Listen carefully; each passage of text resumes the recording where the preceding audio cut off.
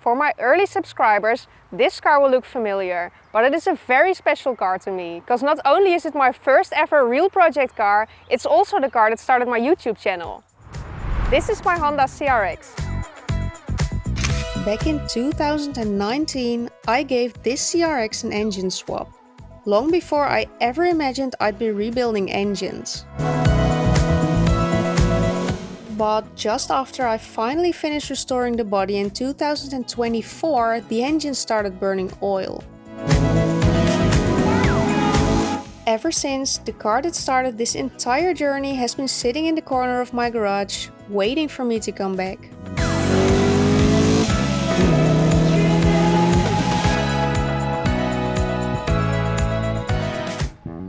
So after letting it collect dust for over a year, let's finally bring this car back to life.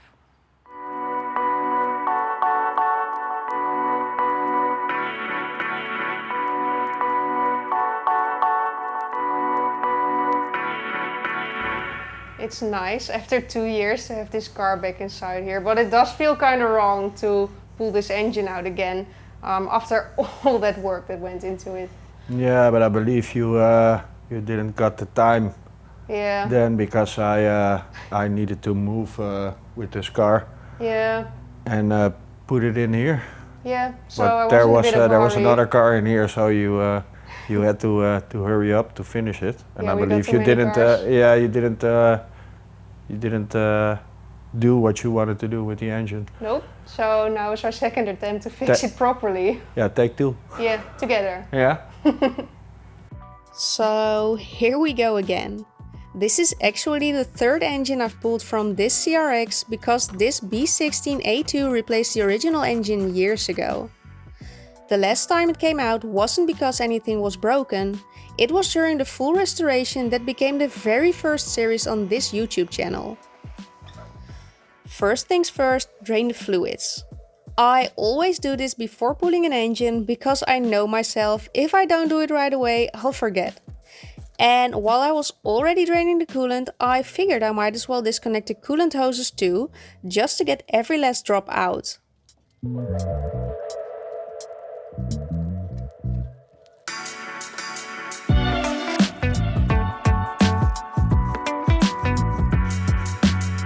And of course, it wouldn't be one of my projects without finding at least one Volvo part where it definitely doesn't belong.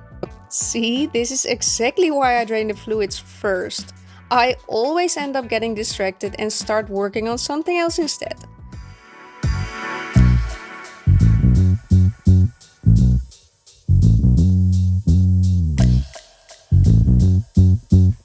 Luckily, I did remember to drain the engine oil too. Next up, the wiring harness. There actually aren't that many connectors on this engine, but I still like to label them as I unplug everything.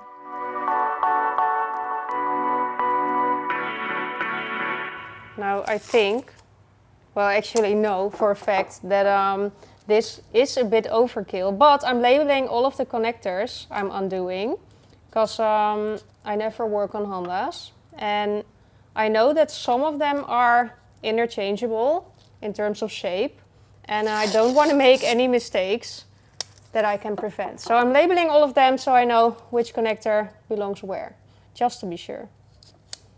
For example, these two are the exact same shape, so you can just switch them up, but your car won't run properly. And now I gotta switch them back before I forget.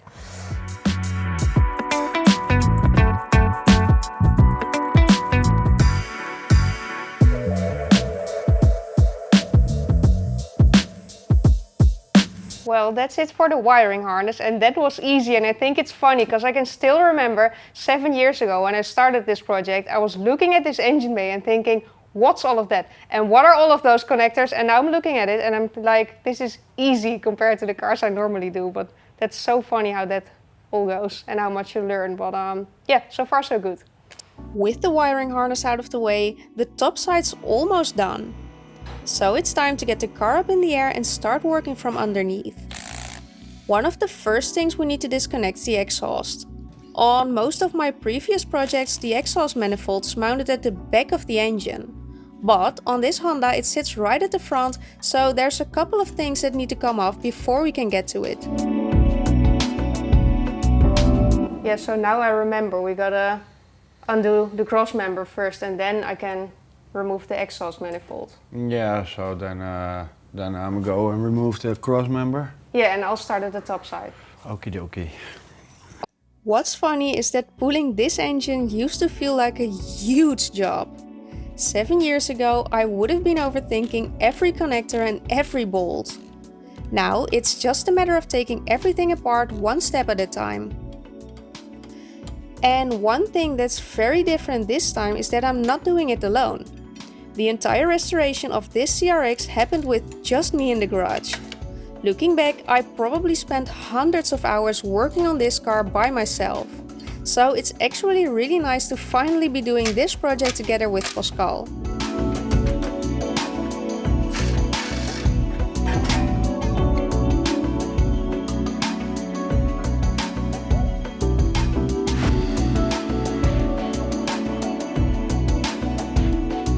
With the exhaust manifold out of the way, it is time to disconnect the shift linkage, which, according to every Honda owner I've ever spoken to, is connected by the infamous bitch pin.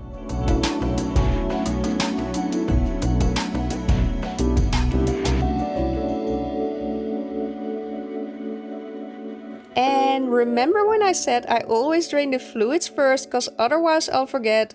Well, apparently I missed one, the gearbox oil.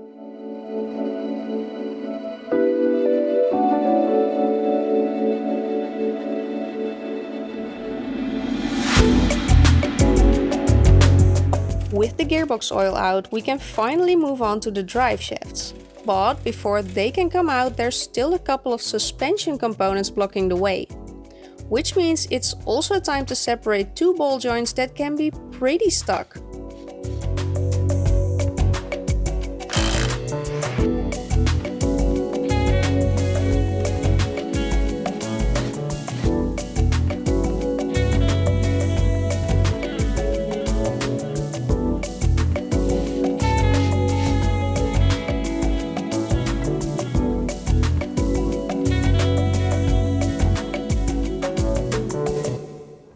We can't even seem to hammer this joint loose, so I think we'll have to use our favorite tool in the world. Yeah, sometimes you need that ugly little thing. Yeah, I hate it. Yeah. It always scares me because it's suddenly... Yeah, you put it on, you put tension on it, and then it's bound to pop apart. Yeah, when you least don't expect know why, it. and then you go with your wrench like, let me give it one more. Yeah. I absolutely hate this. Put it on. But Let's do it. I think it's our last resort.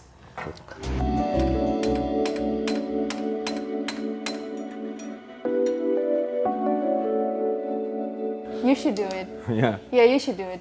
Yeah, he's got no fear. He doesn't know what's going to happen there. Yeah, do it. Okay, someone hold the camera. Yeah. Wait, Turn it. what happened? Oh, just turn it. Nothing happens. It just makes a whole lot of noise when you least expect it. I think you should turn the other way. Yeah. The other way.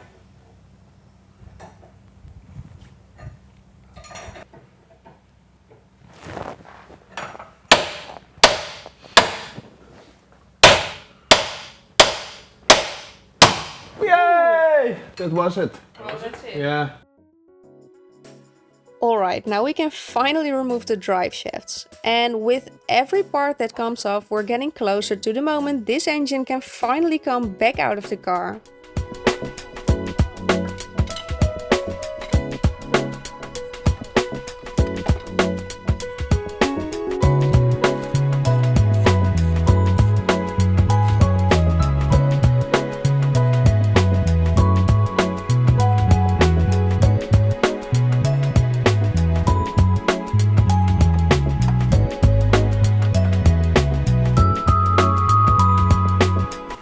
It's going fast because we're already done on the underside and almost on the top side, I think.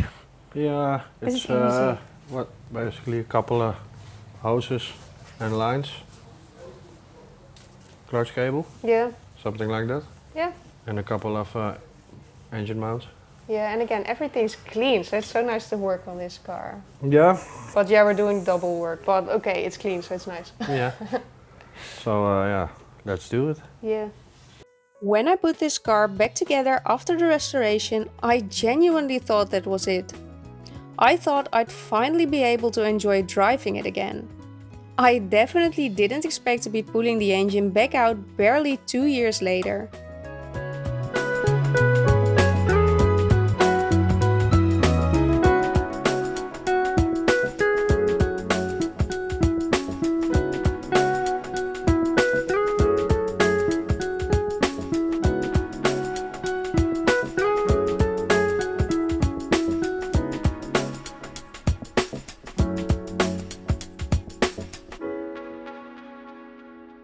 Now we could theoretically now pull this engine, but I know from experience that because this isn't the original engine of this car, it's a bit too big and I don't want to damage anything while pulling the engine. So what I'm going to do is remove more parts just to make the engine a bit smaller, and then hopefully it will be a bit easier, but it's still scary.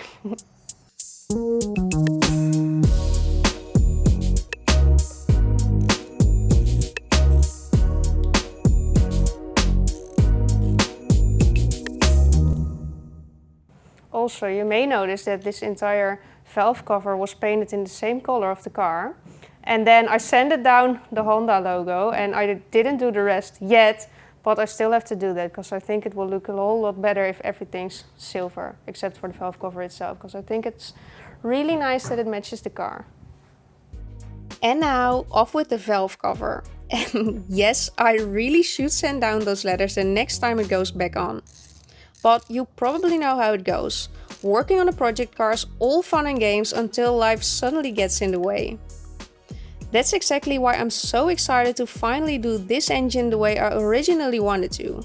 And hopefully fix this CRX for good.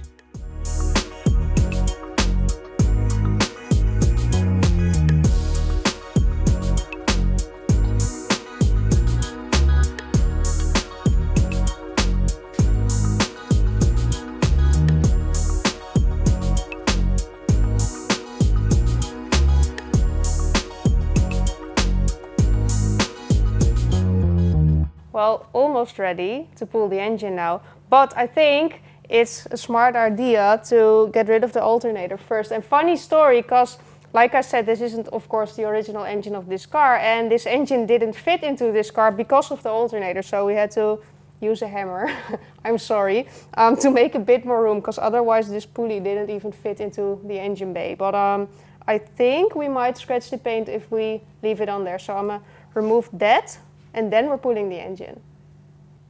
All right, so this is how I remove an alternator. You like my work? Huh?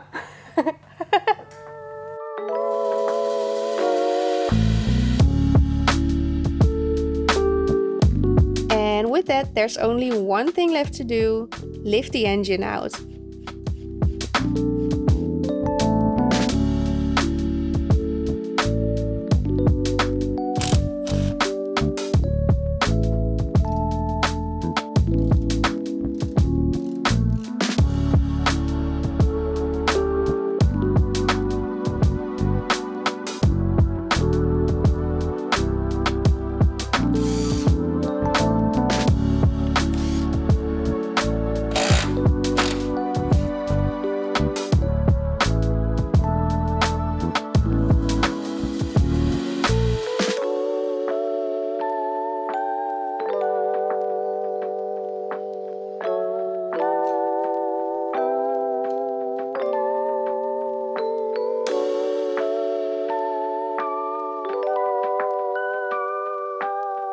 Looking at it now, it's hard to believe this engine has to come apart.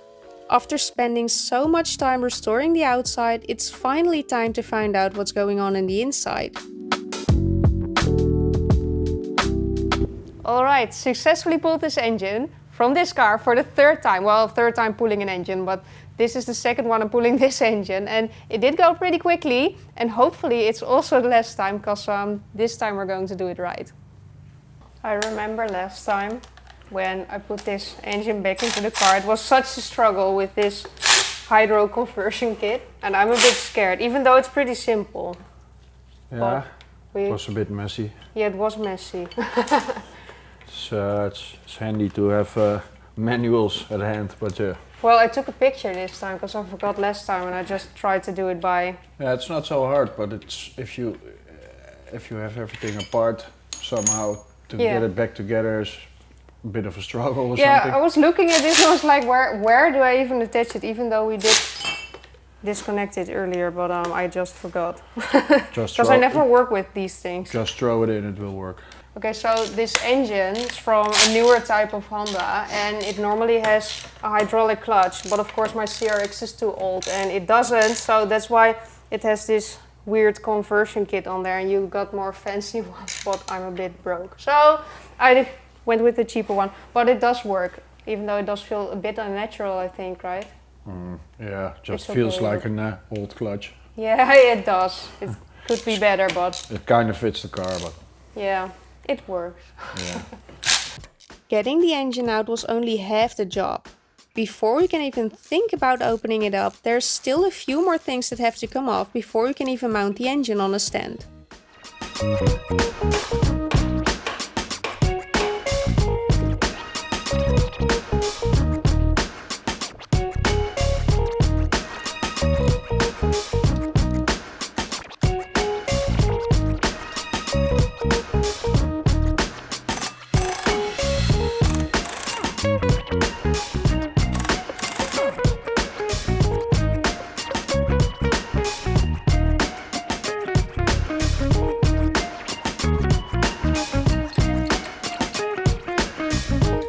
With the engine finally mounted on the stand, it is time to start the teardown.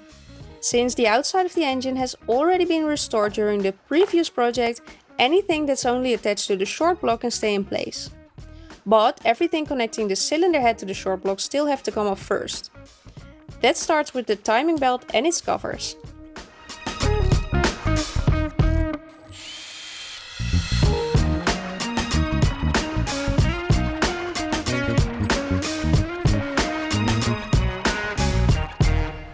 I don't know why, but all Japanese kind of bolts or engines have these typical Yeah, I know what you mean, yeah. With the dimple or something, I don't know.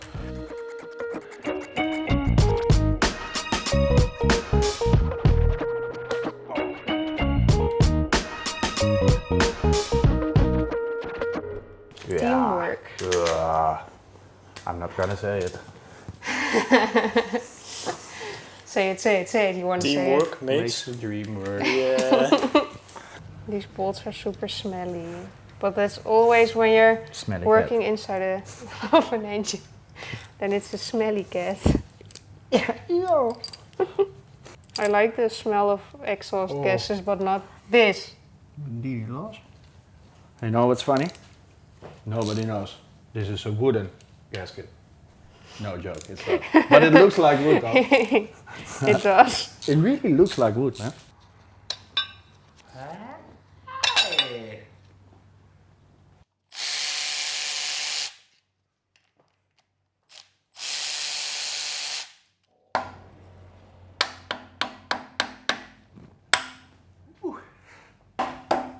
Looks clean. Well, I cleaned it 1,000 kilometers ago too. Yeah, but I mean, yeah, the I know what surface you is mean. smooth. Yeah, I'm gonna put it here, okay? Yeah.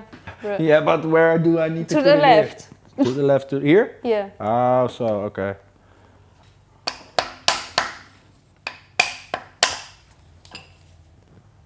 Did you also make a picture? Yeah. I Ah, did take okay, a because, you know, or maybe it can go on one, I don't know, but okay. Yeah, you can turn them around, but yeah, okay, but then... I took pictures, because last time I did this, I did switch them up. Yeah, okay. Oh, okay, then it's okay.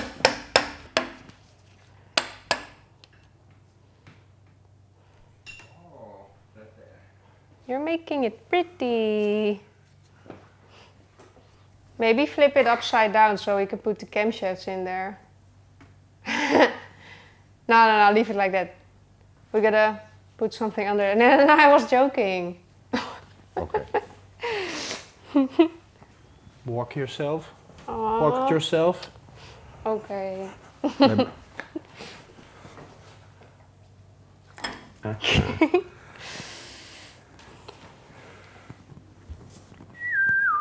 Well, as some of you who watched the previous projects might know, we normally loosen the cylinder head bolts while the engine's still in the car, because that's a whole lot easier, but we normally work on Volvos, and those cylinder heads are a bit more tightened. Yeah, I don't know how you say it, but I think we can do this one with the engine on the stand, as far as I can remember, so hopefully we didn't make a mistake, because it's usually a bit hard to loosen those bolts when the engine can turn and everything, but let's see how we do it. Luckily, breaking the cylinder head bolts loose turned out to be just as easy as we'd hoped. Although having two people definitely helped. With one of us holding the engine steady while the other one cracked the bolts loose, it only took a couple of minutes before the cylinder head was ready to come off.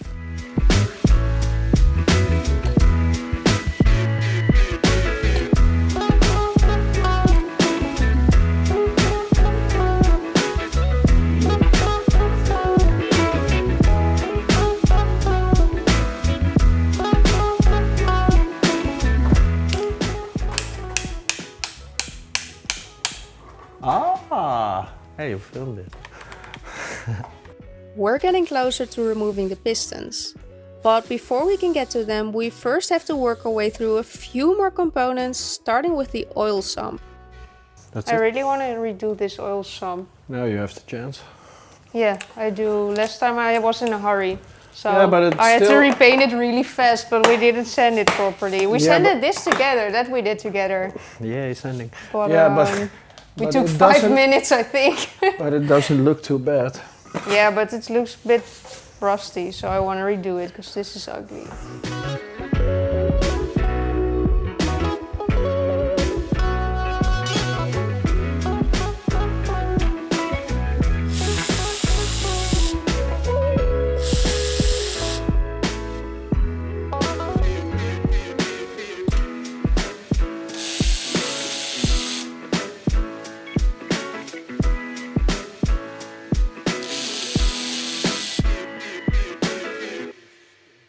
So there's one thing that you like about Honda engines. Yeah, no, it's Japanese built, you know. They're Japanese engines. you Yeah, know, but it's easy. so Features, nice. You see a everything. Yeah, you see the numbers and an arrow Yeah. pointing Yeah. towards the timing belt, so you can't do this wrong. Yeah. Well, you can. Yeah, but it's Only I can't. can do it wrong. And now for the moment we've all been waiting for, or at least I have. It's finally time to take the pistons out. That was my elbow. Oh, yours too. Yeah. Yeah. Okay. Ooh. That looks nice. Yeah, it does look pretty.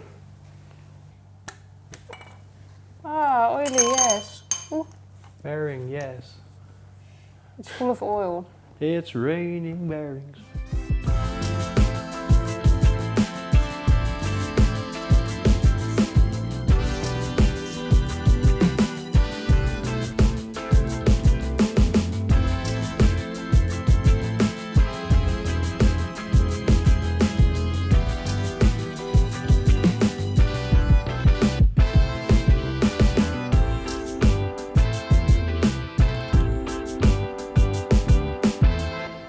Look at how clean everything is. That's something else than all those 500,000 kilometer Volvo stuff that's all dirty. It's so shiny. Looks fresh. It does, All huh? of them. Look at this. Cute. Looks like little robots with eyes. With one eye. What? Well, yes, kind of.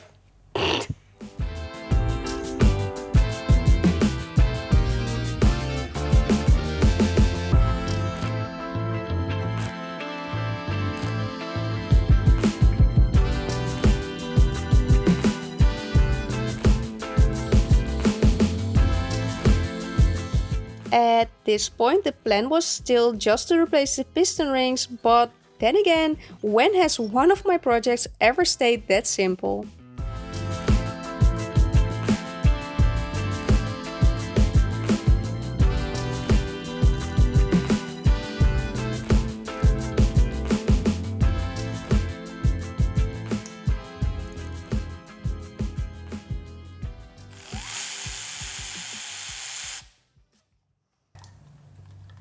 There comes the oil.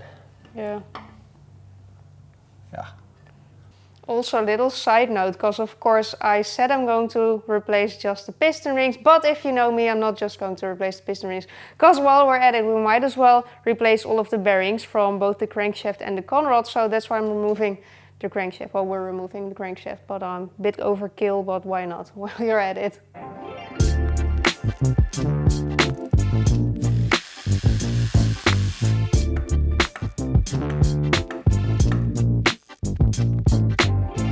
At this point, most of the engine has already been stripped down.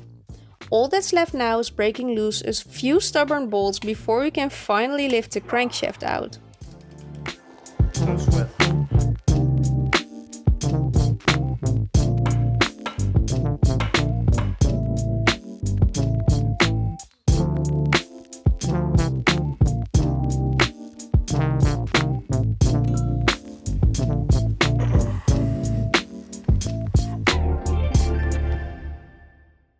Well, we finally got this engine fully disassembled, and it is so nice to finally see the inside of this engine after owning that car for almost 9 years already, I think. I gotta check that. But yeah, that's it for the disassembly. If you want to see the rebuild, make sure to subscribe and stay tuned for the next video. Thank you so much for watching, and I hope to see you next time. Bye!